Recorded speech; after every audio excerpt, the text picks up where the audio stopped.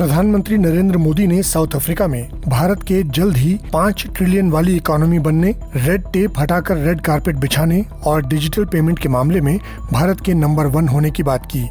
Johannesburg में BRICS business forum में भारत की उपलब्धियों के बारे में बताते हुए पीएम मोदी ने कहा कि ग्लोबल इकोनॉमी में उथल-पुथल के बावजूद भारत तेजी से बढ़ती अर्थव्यवस्था है। भारत जल्द ही $5 ट्रिलियन की इकोनॉमी बन जाएगा। ऐसा इसलिए क्योंकि भारत ने आपदा और कठिन समय को आर्थिक सुधारों में बदला। पिछले कुछ सालों में सरकार ने ईज ऑफ डूइंग बिजनेस यानी व्यापार करने में आसानी पर जोर दिया। मौजूदा सरकार रेड टेप नौकरशाही को हटाकर रेड कारपेट बिछा रही है, जिससे व्यापार के विकल्प बढ़ें। पीएम मोदी ने टेक्नोलॉजी और डिजिटल फाइनेंस में भारत के विकास की बात भी गर्व से बताई, जिससे ग्रामीण महिलाओं को सबसे ज्यादा फायदा हुआ है। उन्होंने कहा कि टेक्नोलॉजी के इस्तेमाल से आज भारत में लाखों लोगों को सिर्फ एक क्लिक से डायरेक्ट ट्रांसफर बेनिफिट मिलता है।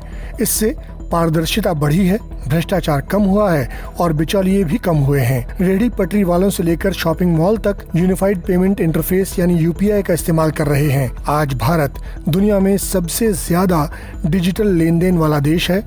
अब यूएई, सिंगापुर और फ्रांस जैसे देश भी भारत के यूपीआई से जुड़ रहे हैं।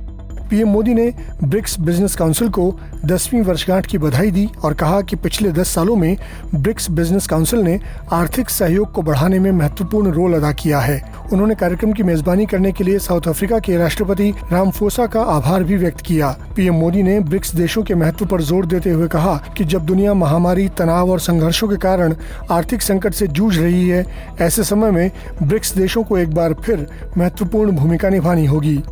इस वीडियो पर अपना रिएक्शन कमेंट सेक्शन में दें और सब्सक्राइब करें आज तक।